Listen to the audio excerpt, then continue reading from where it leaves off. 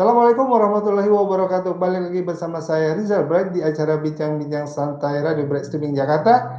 Hari ini saya ditemani sahabat saya Hani Librianti dan kita akan bincang-bincang dengan orang yang tidak ada berada di Indonesia, tapi ada nun jauh di seberang lautan.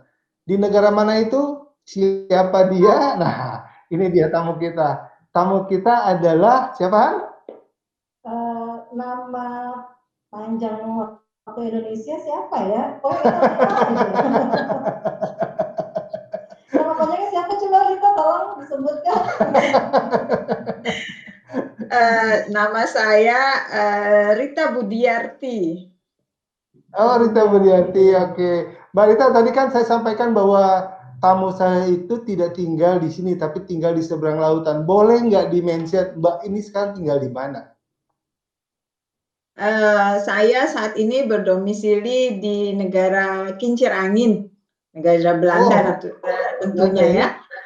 Iya, lokasi kotanya tepatnya di kota Utrecht. Utrecht. Iya. Oke, Utrecht. Utrecht itu kalau kesebelasan sepak bolanya apa ya Mbak di sana ya Mbak Utrecht?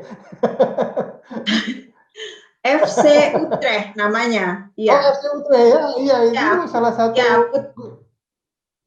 grup sepak bola yang ada di top ranking juga ya di Belanda ya Mbak ya, Utrecht ya. Iya, ada di benar. FC Utrecht itu singkatan dari Football Club Utrecht. Kalau terkenal yang di dunia itu biasanya kayak orang-orang biasanya mengenal Ajax ya dari Amsterdam. Ajax, betul. Dan Eindhoven juga terkenal itu, betul. Eindhoven juga, iya. Setiap provinsi, setiap kota punya football club sendiri gitu. Oke. Mbak salah satu orang yang suka nonton football di sana? Enggak ya?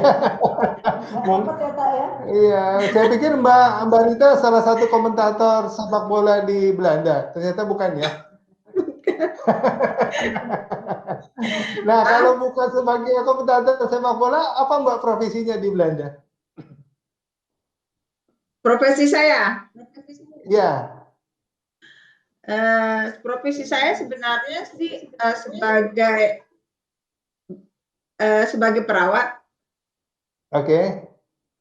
Sebagai perawat di rumah sakit di Amsterdam. Jadi saya tinggal di Utrecht, kerjanya di Amsterdam. Berapa jam jaraknya? 30 sampai 40 menit dengan mobil. Oh, oke. Setiap hari berkendaraan mobil menuju tempat kerja ya, Mbak ya? Iya. Bulan November lalu saya juga kerja di Utrecht, di rumah sakit Utrecht, akademis gitu. Jadi saya saat ini kerjanya ada 2 gitu. Jadi dua-duanya sih part time. Jadi di Amsterdam saya kerjanya cuma 3 hari 1 minggu. Yang di Utrecht itu tergantung saya sendiri. Kalau saya ada waktu saya kerja dan saya beritahu mereka kalau tanggal-tanggal berapa aja saya siap untuk bekerja gitu. Jadi mereka setuju gitu. Jadi ya katakanlah 0 jam kontraknya gitu. Kalau di sana 24, kalau di sini 0. Di Belanda ini banyak ibu-ibu rumah tangga yang bekerja paruh waktu gitu. Oke. Dan itu memang tidak masalah ya, artinya kesempatan itu ada ya Mbak ya? Ada, justru pemerintah itu mendukung untuk ibu-ibu rumah tangga gitu bisa bekerja di luar rumah karena akan kalau nggak salah gitu ya bisa meningkatkan pertumbuhan ekonomi gitu. Kalau misalnya full time gitu ya seperti di Indonesia 6 hari seminggu jadinya nggak ada kreativitas gitu atau ya monoton Iya, gitu ya, ya. monoton kerjanya ya. Berarti dari hari ke Ya, hari itu aja persis gitu ya, ya. persis Iya, ya. Jadi nggak kreatif lah gitu. iya, Itu ya. yang saya terima gitu ya, yang saya Iya, iya. pahami. Iya, iya, baik, baik. Mbak Rita, nih dari tadi Mbak Rita bercerita nih ada tanpa sadar keluar kata-kata nee, nee. Oh, berarti ini udah terbiasa menggunakan bahasa Belanda nih sebenarnya nih. Iya kan? Walaupun saya pahami itu artinya tidak. Terus maaf, Nggak apa-apa. maaf kadang kadang Iya, juga saya harus mikir ya, saya harus ngomong bicara apa gitu. iya, iya, iya, iya. Tapi itu menjadi menarik, Mbak, sehingga menimbulkan pertanyaan baru buat saya. Mbak Rita sudah berapa lama tinggal di Belanda? Sampai saat ini baru 20 tahun. Waduh, sudah 20 tahun tinggal di sana ya. Ya. Boleh cerita nggak Mbak ketika memutuskan tinggal di Belanda itu karena apa? Pada saat itu sebenarnya kebetulan ya, Hmm, saya tidak ada rencana untuk bekerja di luar negeri. oke. Saat itu, saya mengantar teman saya yang ingin, kerja di luar negeri, Oke. dia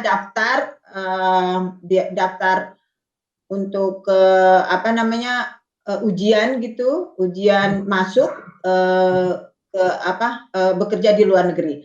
Saya Hmm, ikut aja, kemudian saya pikir, saya iseng aja karena saya juga ya?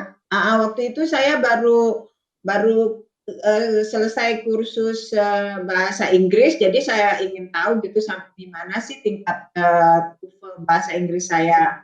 Ya, Dari baik. 200 peserta, hanya 30 yang lulus, Hmm, termasuk saya. Terus teman hmm. saya nggak lulus sayangnya, yang 11. Malah nggak Yang lulus ya. lulus. Ini yang iseng-iseng malah lulus. Iya, kesian jadinya. Kemudian lanjut kursus bahasa Belanda di Erasmus House, Hmm, itu selama 3 bulan, intensif dari jam 8 pagi sampai jam 4 sore, dari Senin sampai Jumat. hmm, Pokoknya intensif banget, itu juga sistem gugur gitu. Nah, hmm. setelah 3 bulan mereka mengurus visa, paspor, semuanya izin izin kerja di Belanda gitu. Terus Hmm.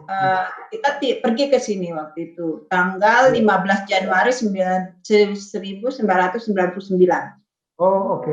Dingin banget ya, waktu itu Ya, masih ya, dingin, masih winter time. ya, ya, ya. Ada family atau relasi yang Mbak eh, tahu di sana sehingga berani memutuskan untuk tinggal di Belanda? Itu saya benar-benar, buta sama sekali. Saya tuh, nggak nggak ada family di sini, terus belum Ya. pernah keluar negeri, terus waktu datang ke sini gelap gelap banget, terus udah gitu, kok gelap banget ya, udah kayak orang dari apa, dari desa gitu turun ke kota. Dorep, desa itu Dorong dorep. desa ya. Dorong dari desa, sorry, Iya, dari iya, iya, desa iya. gitu. Terus Eee, nggak apa, nggak tahu gitu kultur di sini gitu. Iya, iya, Pokoknya iya. benar-benar, kesepian, stres Hmm, gitu. hmm, Tapi untungnya saya ketemu, kenalan banyak, makin lama makin suka, makin hmm, senang. Apalagi dari musim, winter maju ke musim semi. Nah, waktu musim semi cantik Belanda, hmm, bunga-bunga bermekaran seperti saat hmm, ini gitu ya. hmm, Kemudian masuk ke musim summer, itu panas, oh udah kayak sudah seperti di Indonesia gitu ya. iya, iya, iya. Teman-teman makin banyak, kenalan makin banyak. Jadi kita jadi ya enjoy deh gitu. Iya, iya, iya, iya, baik, baik. Pertama kali tinggal di Belanda, Mbak, itu sesama dengan orang Indonesia atau Mbak langsung berhubungan dengan orang-orang Belanda? Eh, saya satu kamar itu satu rumah tinggal dengan orang Indonesia. Oke. Cuman kemudian belakangan ada juga orang Belanda yang masuk gitu. Jadi kita Oh, oke. bertiga tinggalnya itu di Den Haag. Hmm, oke. Dan interaksinya ya kebanyakan sama orang Belanda karena kita juga kan bekerja dengan orang Belanda, terus komunikasi dengan orang Belanda gitu. Jadi ya kita benar-benar dipacu untuk beradaptasi dengan kultur di sini gitu. Baik, oke. Ada kesulitan nggak, Pak? Sorry? Ada kesulitan atau enggak? Kesulitan itu banyak, Hani. Ya, kesulitan banyak. 3 bulan pertama saya benar-benar heimwee. Kalau di Belanda bilangnya heimwee, yaitu kerinduan akan negara sendiri. Ya, heimwee. Setiap hari saya telepon ke Jakarta gitu. Oke. Ya, sedih gitu. Terus mau memutuskan juga mau pulang ceritanya. Tapi saya pikir lagi kalau saya pulang, mungkin saya harus membayar segala prosedur dan biaya-biaya yang mereka udah keluarin kan buat saya gitu. Kayak gitu saya pikir lagi udahlah cuma 15 bulan ini, ya udah kita itu Bertahan, aja. ya? Teruskan aja, bertahan aja. Kalau tidak suka. Oh, awalnya 15 bulan itu kontraknya. Waktu itu formilnya itu 1 tahun, tapi 3 bulan itu diberlakukan adaptasi gitu. Untuk 3 bulan itu adaptasi.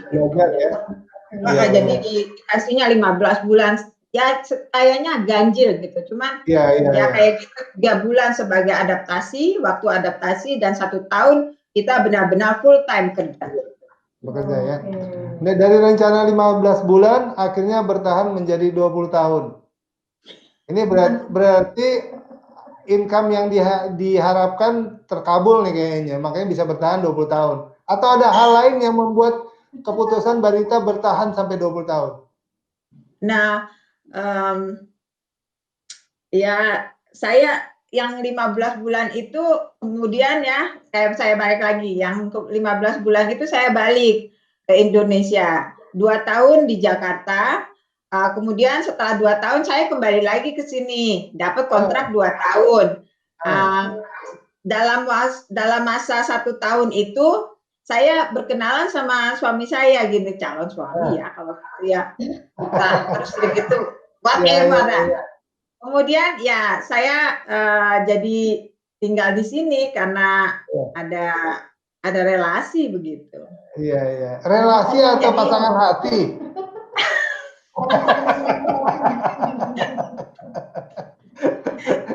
Ya, begitu kira-kira gitu. Jadi saya memutuskan untuk tinggal di sini karena udah kepincut sih ya sama orang Belanda. Berarti kepincut sama orang Belanda, bukan sama negeri Belandanya ya, Mbak ya? Dua-duanya. Ya, dua-duanya deh. Aduh. Oke, Mbak Rita, kita break sesaat ya untuk ada 1-2 yang mau lewat, nanti kita lanjut bicara lagi ya, Mbak ya. Oke, Mbak Rita, bincang sesi pertama saya sama Ibu Rita yang ada di Belanda. Kita akan diskusi dan tanya-tanya lagi bagaimana kehidupan di Belanda yang akhirnya ditinggali sampai 20 tahun ini. Setelah yang satu ini.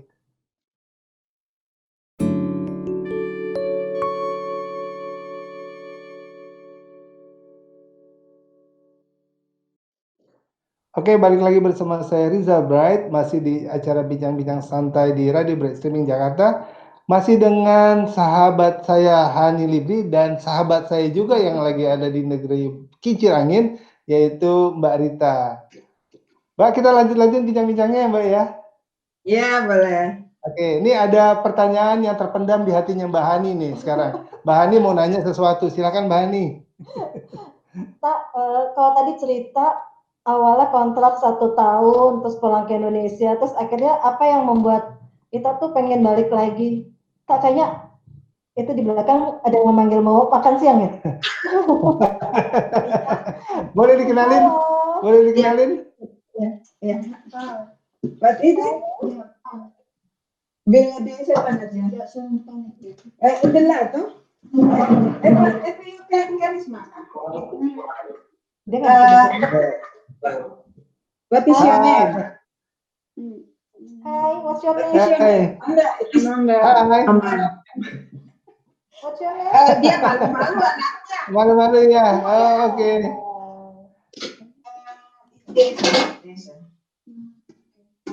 Oh, kayu makan. Ya, Rita sedang mempersiapkan makan siangnya. Oh, maaf. Ada Ya, nggak apa-apa. ini ada iklan yang baru lewat. Ini anak saya, umurnya 13 tahun. Mau makan Indomie katanya, tapi dia bisa Waduh. bikin sendiri. Oh gitu. Ternyata Indomie terkenal juga di Belanda ya? Iya, Indomie seleraku.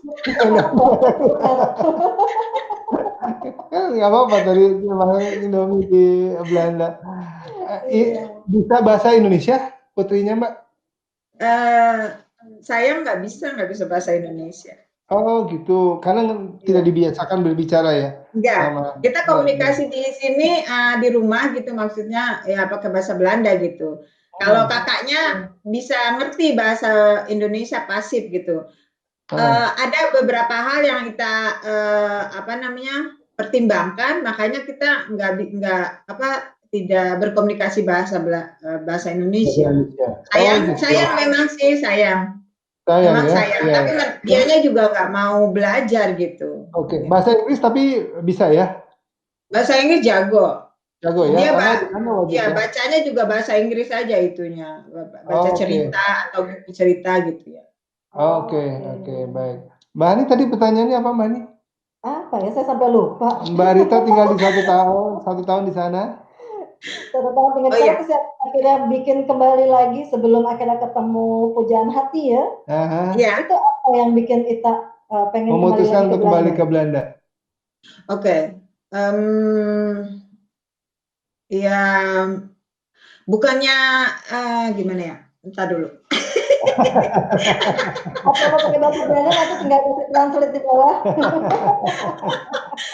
Ada beberapa hal yang kita lihat gitu ya, mungkin karena Belanda itu termasuk negara modern gitu. Jadi yang kita suka di sini ketertiban. Ketertiban misalnya naik kendaraan, naik kereta, mereka tuh berbaris gitu.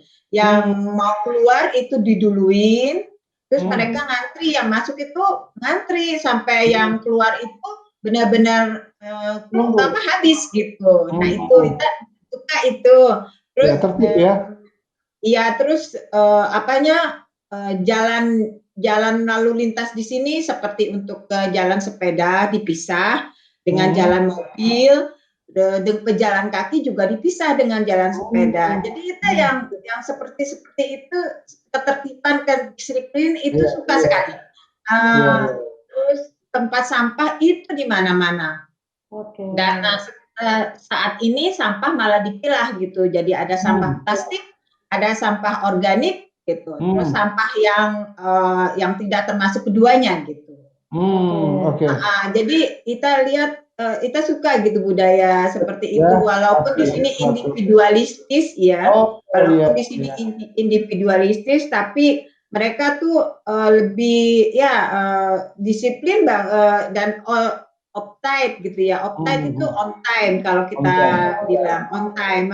Kalau jam segini janji gitu, janji sama bikin asprak, itu memang 10 menit atau 5 menit sebelumnya itu udah hadir. Gitu. Baik. Ya, jadi kita suka gitu seperti itu gitu. Semuanya fasilitas juga bagus gitu. Mbak, boleh nanya ke yang pribadi nggak? Oh iya. Aku penasaran. Waktu ketemu sama calon suami itu yang nembak duluan siapa? Siapa ya? Tarik nafas dulu.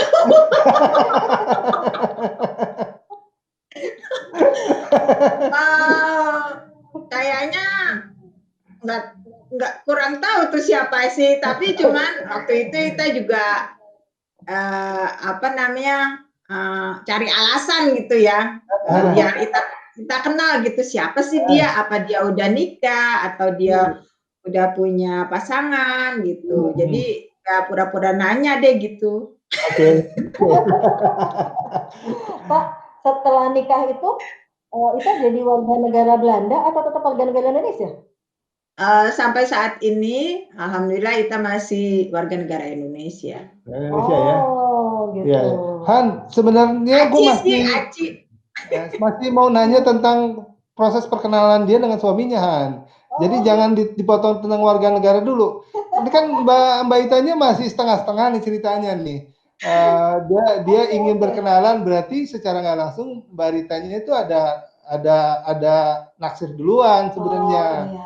Gitu ya Mbak ya? Enggak juga sih. Enggak juga.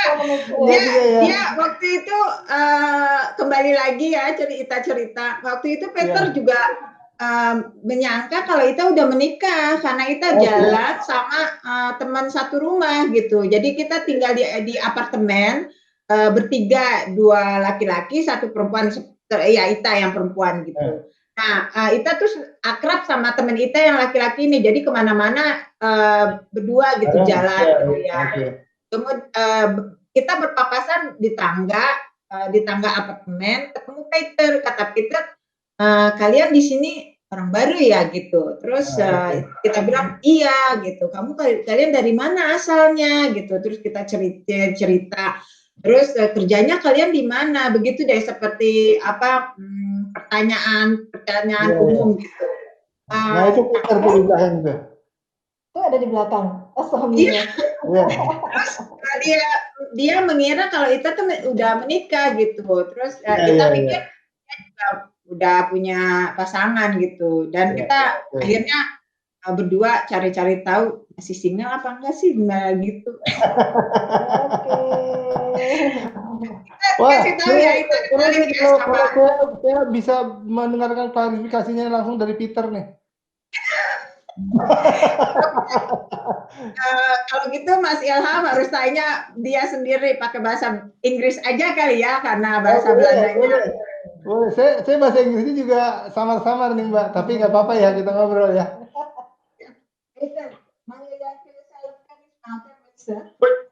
Halo Peter. Assalamualaikum. Halo Peter.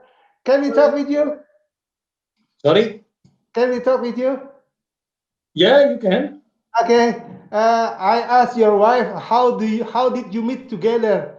Your wife told me that you're met incidentally when you come up.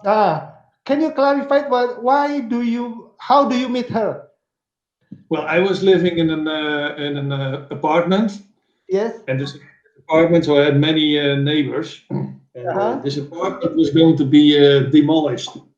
Okay. So all the people in these apartments were encouraged to find another place where they could live. Okay. But the neighbors they went out very quickly. So apparently this apartment would be empty for a long time. So they would not make any money on the rent. So they tried to put some people there on a temporary basis, like for 1 year or maybe 2 years. And then a few Indonesian nurses who would live there for 4 years. So I got a new neighbor. Oh, it's a very nice neighbor. How do you become interested each other?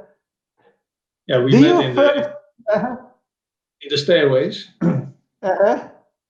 And then she asked me to do a little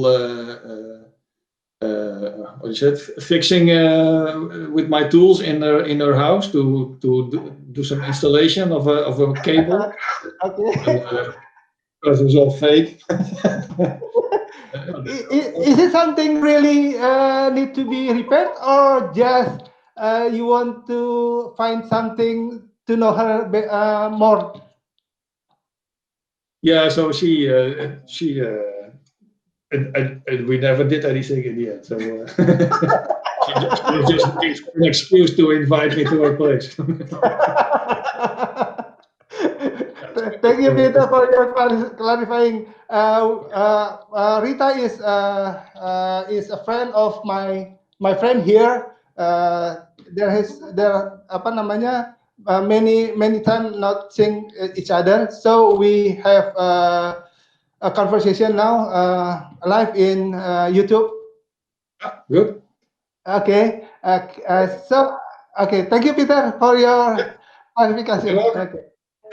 Tuh kan, kalau benar kan kepix kan? Klarifikasinya benar kan? Ternyata sama-sama ya, sama-sama cari. Benar kan kata KPK? Iya. Seru deh.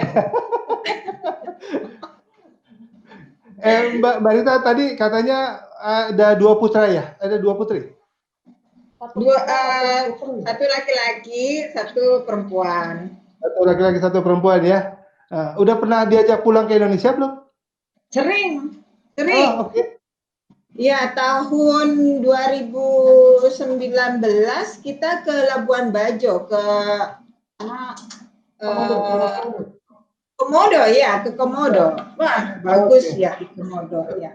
Terus bagaimana Sering pandangan kita anak tentang Indonesia? Oh, ya mereka suka, terutama kalau kita tuh pergi ke daerah-daerah yang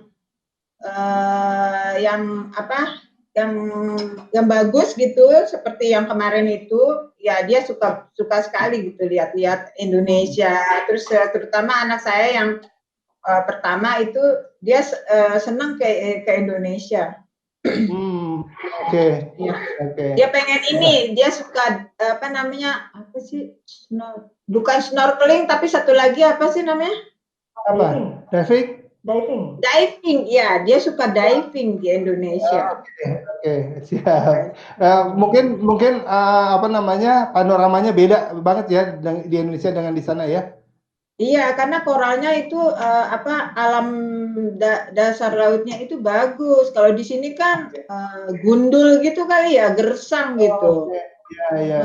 Dan lagi pula kita juga nggak bagus pantainya untuk diving gitu. Oh, oke, baik.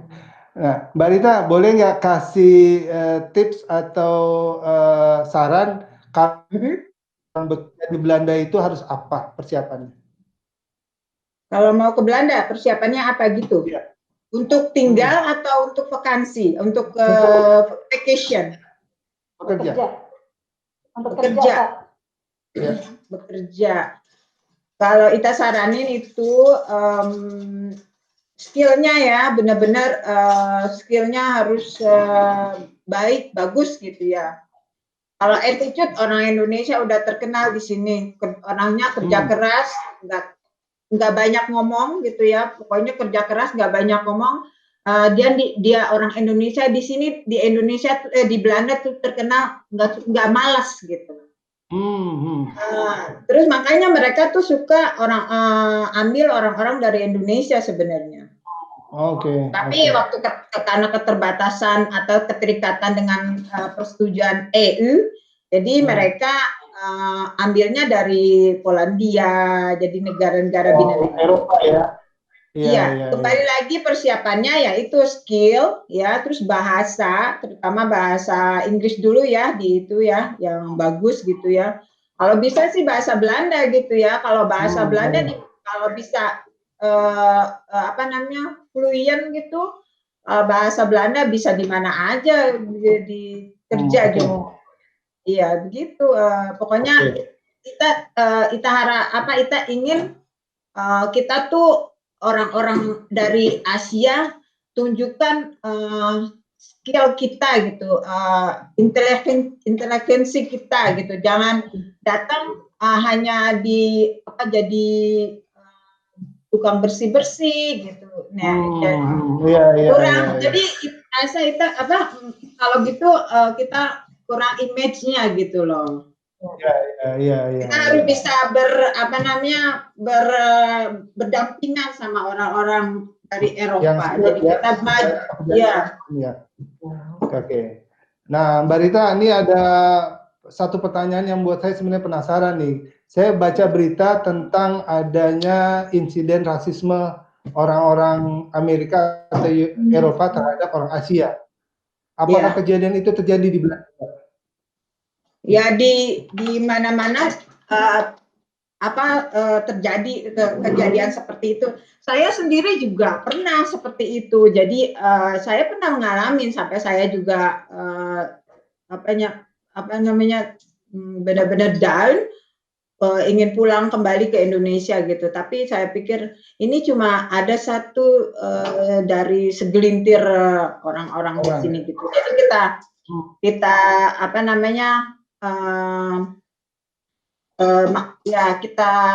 nggak hiraukan lah gitu kan. Itu banyak kok gitu ya. Ya memang seperti yang kita bilang tadi, baiknya tuh kita juga harus tunjukkan kalau kita tuh bukan negara orang bodoh gitu istilahnya. Kita juga harus kalau kita didiskriminasi atau rasis, kita juga harus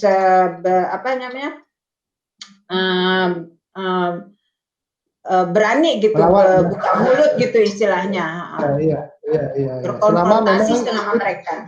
Selama kita tidak melanggar hukum di sana ya Mbak ya? Selama tidak melanggar hukum ya, selama kita nggak duel aja sama mereka. Iya, oke. Kalau secara postur kan kita kalah Mbak orang Asia sama mereka ya? Secara postur tubuh badan. Postur tubuh nggak masalah kalau kita pintar bicara atau kita bisa berreason gitu. Kenapa? Ya? Oke, iya. Baik. Karena postur itu nggak menjamin kan, kita kan di sini nggak boleh kekerasan kan. Kalau kalau kekerasan kita itu bisa dipanggil polisi gitu. Jadi di sini yang ditekankan itu pinter komunikasi ya, bisa adu mulut istilahnya, tapi yang benar gitu istilahnya. Ya, bukan debat ala emak-emak Indonesia ya Mbak ya.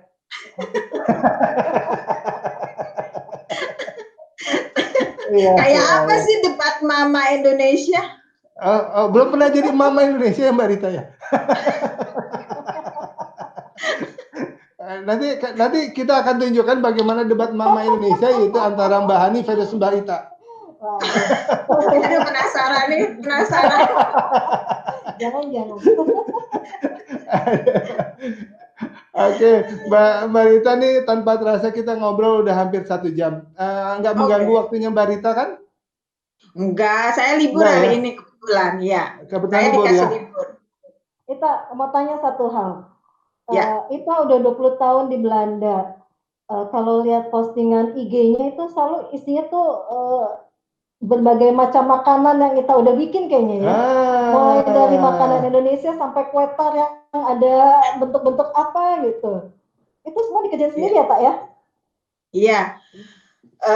Kita dari SMA, Hani kita SMA 62 ya. Sedikit reklama. Dari SMA itu suka bikin kue gitu. Nah, tapi karena keterbatasan kan gitu, jadi nggak berkembang. Terus ke sini, jadi kita mendalami lagi, menjiwai lagi deh ceritanya gitu loh. Jadi sering lihat YouTube gitu, gimana sih caranya gitu bikinnya, terus metodenya apa gitu ya, terus ada metode Aubameyang apa sih gitu, terus metode sifon apa sih gitu, terus ada yang diaduk balik apa sih gitu ya, terus semuanya tuh ditelan gitu, dibaca semua, terus udah gitu dipraktekin gitu. Jadi kita belajar baking juga autodidak gitu di sini, karena juga di sini kan Ani lihat sendiri nggak ada tukang bakso, nggak ada tukang jajanan gitu ya, gorengan nggak ada. Jadi mau nggak mau kita harus bisa bikin sendiri kalau kita kangen gitu atau ingin menikmati kuliner Indonesia gitu ya. Mau nggak mau kita jadi harus bisa sendiri, bikin sendiri. Kayak bakso, anak kita tadi makan super mie ya, dia pakai bakso gitu. Canggih kan? Iya. Apa nggak Gitu. jadi ide jualan gorengan di depan rumah itu Mbak Ita? Gorengan? Jualan depan gorengan rumah. di depan rumah. Nggak ada, di sana nggak ada jual gorengan depan rumah ya. Ya, makanya ini kan menjadi hal yang baru di sana. Oh, Ita jualan gitu? Enggak deh. Enggak deh, karena di sini Mas Ilham kalau usaha gitu harus punya KVK. Jadi nomor yang terregistrasi di bagian di pajak atau di mana gitu. Jadinya nggak sembarangan gitu loh. Nggak boleh sembarangan ya di sana ya. Saya pikir kayak di sini Mbak, main buka aja jagung bakar, jagung rebus gitu di depan rumah. Kalau usaha anak kreativitas di Indonesia, orang Indonesia canggih. Ada aja kalau kita lihat IG-nya gitu ya, waduh, ini ada lagi bentuknya, macam-macam gitu ya, dikreasiin gitu ya, dari sifon yang basicnya tuh sifon Vandam sampai sifon yang belah atasnya sampai ada kamuflase gitu loh. Nah, hijau, macam-macam gitu. Jadi lucu. Gitu ya, suka kita lihatnya. Ya. Tapi Ita kesukaan masaknya itu sampai bikin blog ya kayaknya ya? Iya, Ita punya blog juga ya. Karena ya Ita aktif dulu sekali aktif di blog. Ita dengan motivasi maksudnya intensi Ita kenapa Ita bikin blog.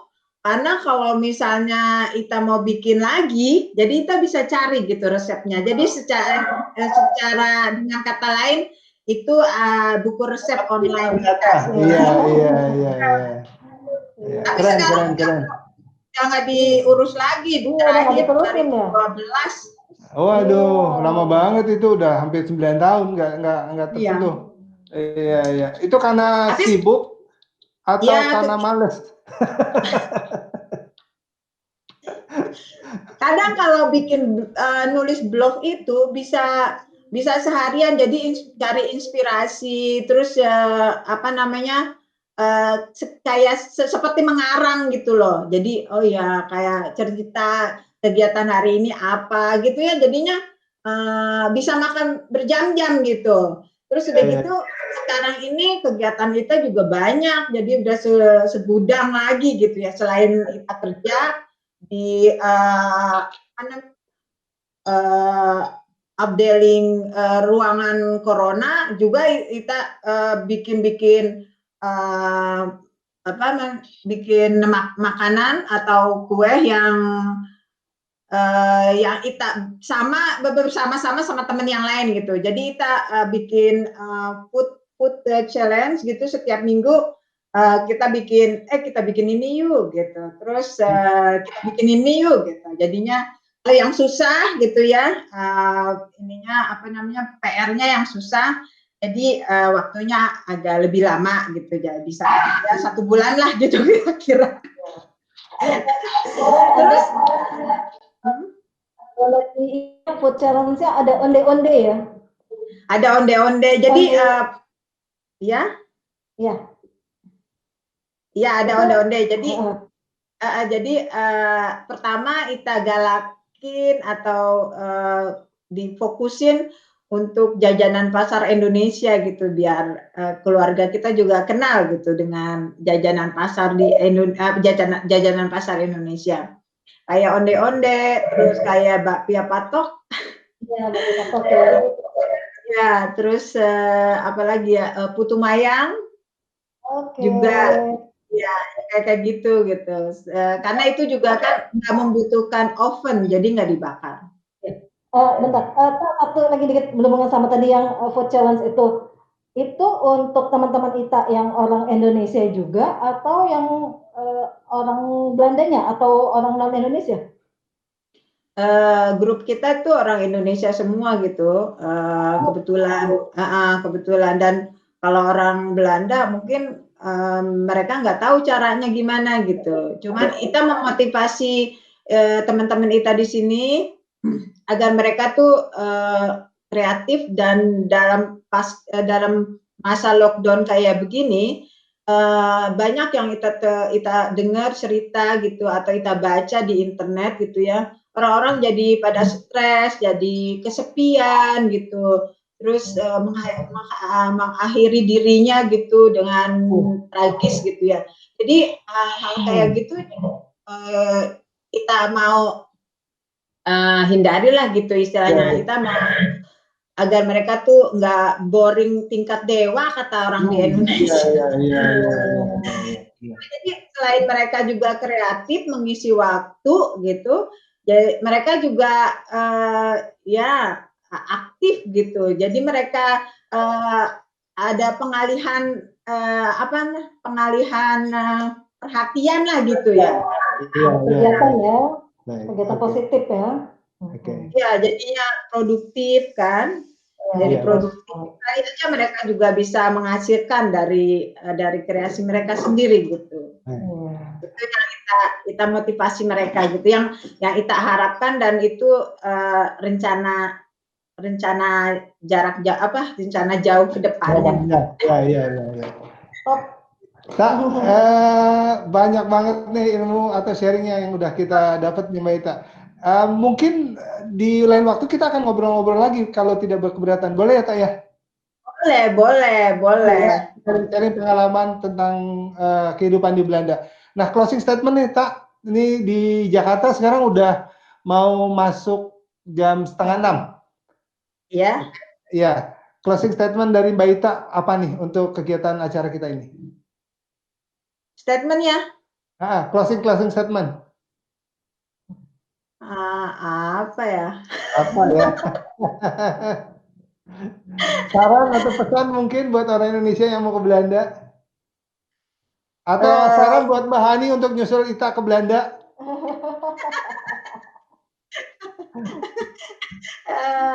Ya, apa ya? Pokoknya tetap positif aja deh, tetap positif, thinking, terus apa ya? Nikmati hidup ya. Iya. Kalau pesan saya jangan lupa pulang, Tak.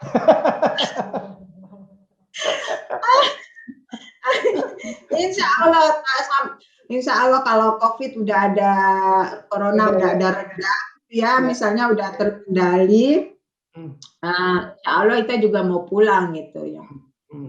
Jadi kan seperti kata Kus Plus ya gitu ya, lagu Kus Plus. Iya, Jakarta akan kembali. Iya benar. Tapi jangan lupa bawa Peter dan dua anaknya. Ya, pasti. Ita, terima kasih bincang-bincangnya. Salam buat Mas Peter.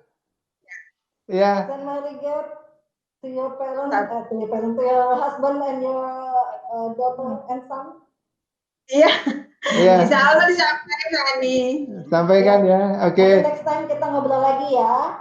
Insya Allah ya. Oke, thank you. Oke, makasih. Waalaikumsalam. Berarti setelah bincang-bincang saya bersama sahabat saya di Belanda, Rita, apaan nama panjangnya? Rita Budiati. Assalamualaikum warahmatullahi wabarakatuh. Waalaikumsalam.